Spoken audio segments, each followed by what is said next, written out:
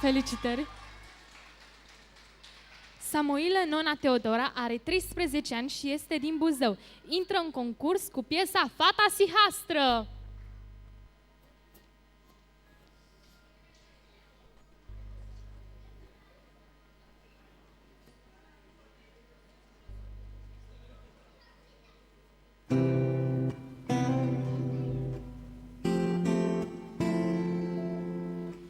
S-a trezit din somnul ei, tresărind și îndată înțelese, n-are mai nimic. I-au furat tot ce-a avut și acum singură în stradă stă și e frig.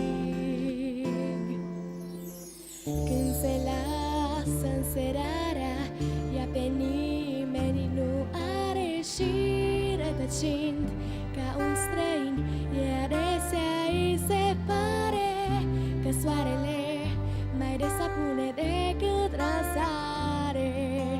Chiar de frig afară și de foame o povară, chipul ei rătăcitor zboară ușor.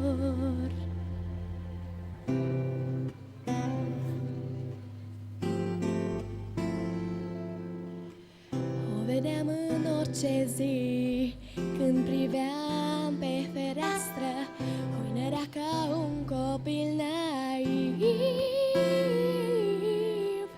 Eram așteptat să o văd, însă fata sihastră n-a mai venit.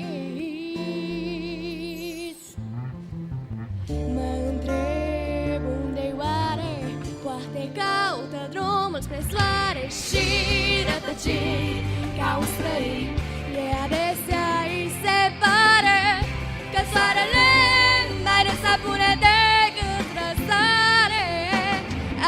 Azi am înțeles de ce ochii mari și blânze fete reflectau cu dragoste soarele. Și rătăcind ca un străin, e adesea îi se pare că soarele mai des apune decât răsare.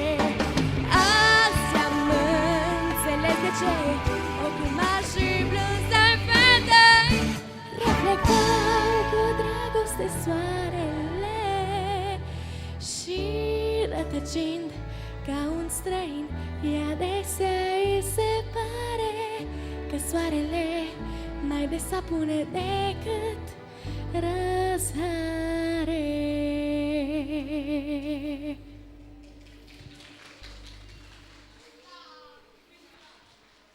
Mulțumim!